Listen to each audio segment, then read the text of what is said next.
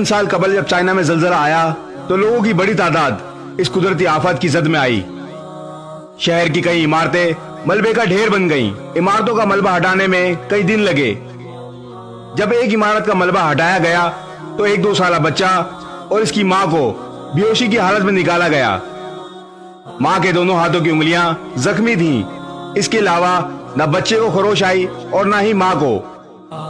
دونوں کو اسپتال منتقل کیا گیا اور چند دنوں میں ماں اور بچے کی حالت بہتر ہو گئی۔ جب ماں سے پوچھا گیا کہ آپ کے دونوں ہاتھوں کی انگلیاں زخمی کیسے ہوئیں، ماں نے بتایا کچھ دن بچے کو میں اپنا دودھ پلاتی رہی۔ جب دودھ نہ رہا تو میں نے اپنی انگلی بچے کے منہ میں دے دی، لیکن بچہ بھوک کی وجہ سے چپ نہ ہوا اور مجھ سے اس کا رونا برداشت نہ ہوا۔ پھر میں نے اپنی انگلی کو زخمی کیا۔ جب اس میں سے خون نکلنے لگا تو میں نے انگلی بچے کے منہ میں دے دی۔ اس طرح میں نے اپنا خون پلا کر باقی دنوں اپنے بچے کو زندہ رکھا۔ اے ماں، تجھے سلام۔ دوستو، اپنے والدین کی قدر کرو۔ والدین اللہ کا دیا ہوا انمول تحفہ ہیں۔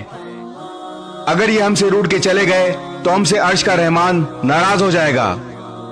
اللہ تعالیٰ ہمیں اپنے والدین کی قدر اور خدمت کرنے کی توفیق عطا فرمائے، آمین۔